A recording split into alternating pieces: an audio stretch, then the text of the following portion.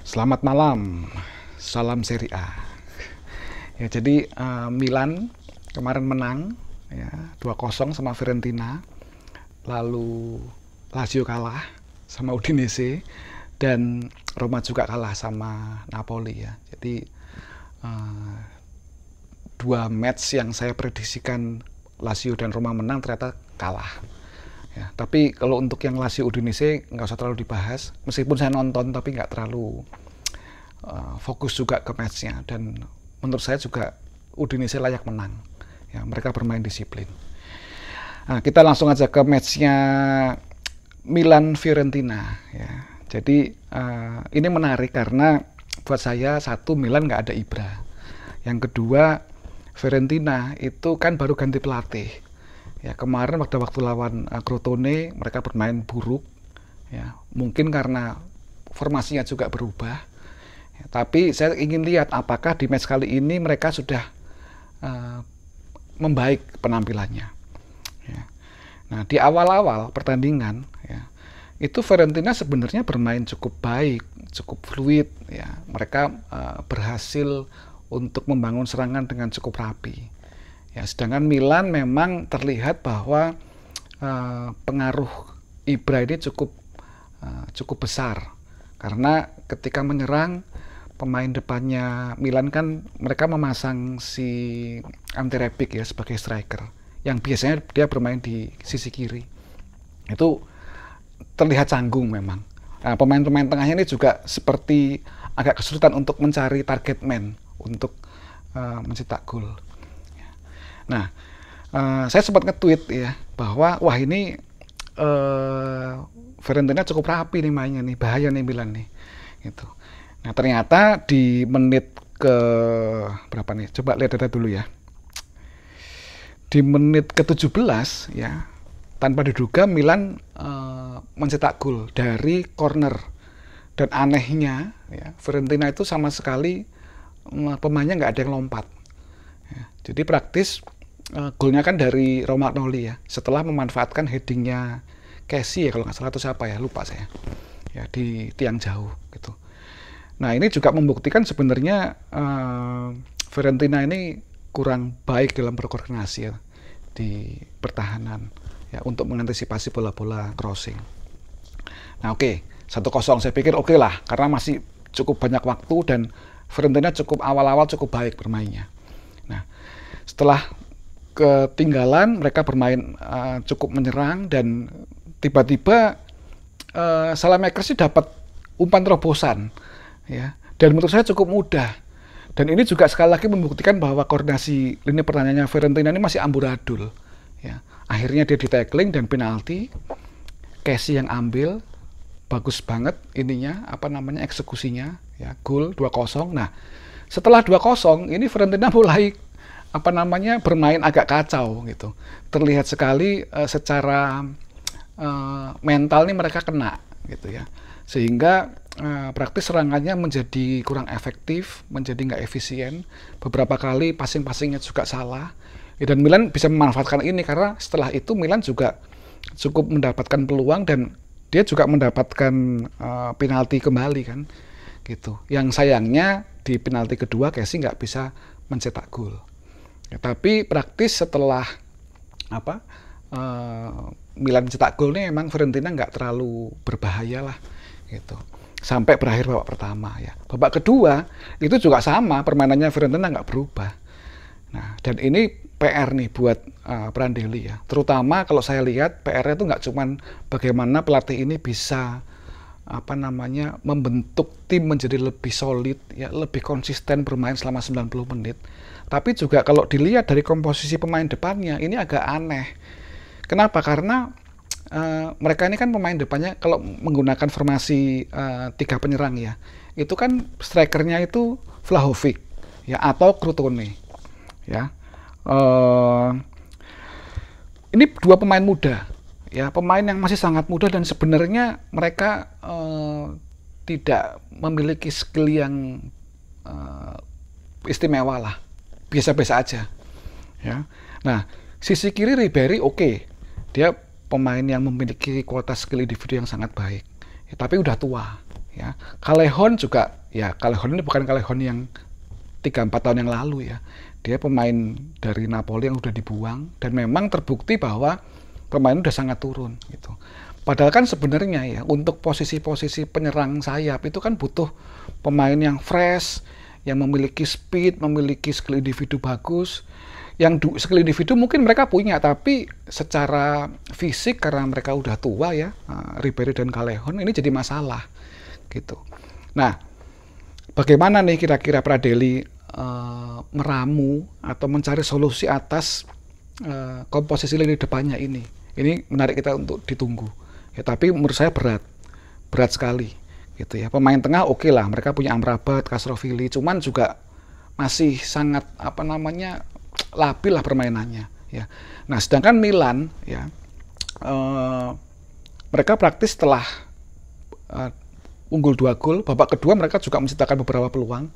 Ya, tapi permainannya ini stabil, ya. Bahkan menurut saya satu-satunya tim yang bermain stabil selama 9 match ya di Serie A itu hanya Milan. Nah, karena praktis kalau kita lihat sekarang posisi 2-nya Inter ya. Inter tahu sendiri gitu kan, bermain masih sangat naik turun ya. Dan lucunya gini, saya sempat nge-tweet juga gitu. Di belahan dunia manapun gitu ya, tim yang memiliki peringkat 2 di liga domestiknya tapi pelatihnya dihujat-hujat ya itu cuma Inter gitu ya. Jadi ya buat Internisti ya kita coba lebih sabar lah untuk menunggu gebrakannya Conte ya. Meskipun mungkin di tahun kemarin mereka bermain lebih baik. Ya, jadi kembali lagi ke Milan Fiorentina ya. Nah, kalau Milan bisa mempertahankan konsistensinya, mungkin nanti di akhir musim dia bisa menjadi salah satu penantang Scudetto. Ya, sekarang dia udah tunggu 5 poin. Dan sayangnya juga Roma kalah akhirnya, sehingga ya cukup jauh ya jaraknya ke Inter ya. Oke, jadi itu Milan sangat pantas menang dan Fiorentina masih sangat banyak PR-nya. Ya kita tunggu ke depan seperti apa. Lalu di match berikutnya ya, Napoli Roma ini juga skornya agak mengagetkan ya, karena Napoli bisa menang dengan skor yang sangat besar 4-0. Ya cuman kalau kita lihat matchnya memang Roma layak kalah. Ya, ini hari buruk lah buat Roma gitu ya. Bukan cuma buruk dari sisi skor, tapi buruk dari sisi permainan. Ya. Passing-passingnya itu banyak sekali yang salah. Ya. Koordinasi ketika menyerang itu juga amburadul. Ya. Padahal sebenarnya di match kali ini Roma ini memasang hampir seluruh pemain terbaiknya yang tersedia ya. Karena memang beberapa pemain kan cedera. Ya. Nah, Napoli juga sama ya, karena ini memang pertandingan yang prestisius ya, karena 2 tim papan atas mereka memasang pemain terbaiknya. Napoli tanpa Bakayoko, Roma tanpa Kumbala dan Smalling di lini belakang. Lalu gimana nih matchnya nih gitu. Nah, saya perhatikan bahwa di match kali ini itu memang Napoli bermain jauh lebih baik ya. Tidak seperti match-match kemarin yang Napoli itu naik turun, penampilannya kadang baik, kadang enggak.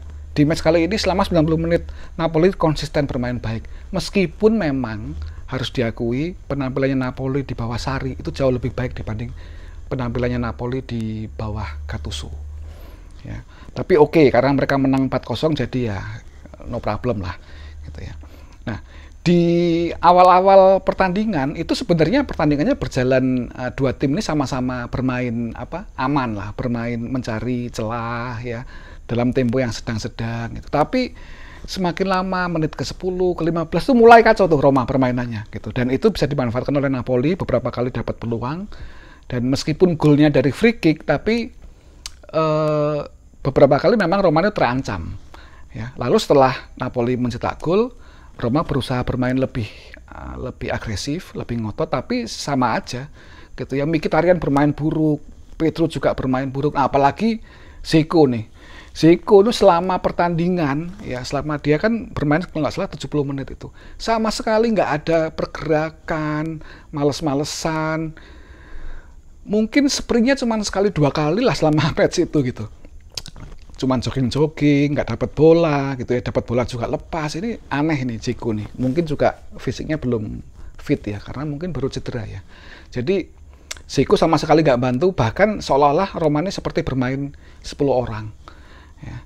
Babak pertama berakhir, babak kedua mulai juga Roma juga gak membaik penampilannya gitu ya. Bahkan ketika mereka merubah formasi ya setelah ketinggalan 2-0, itu juga sama aja. Tidak ada perubahan yang signifikan ya ketika berubah formasi dari 3-4-3 menjadi 4-2-3 ya. Jadi siapa namanya? Cristante ini kan jadi pemain tengah. Yang awalnya dia di back gitu ya.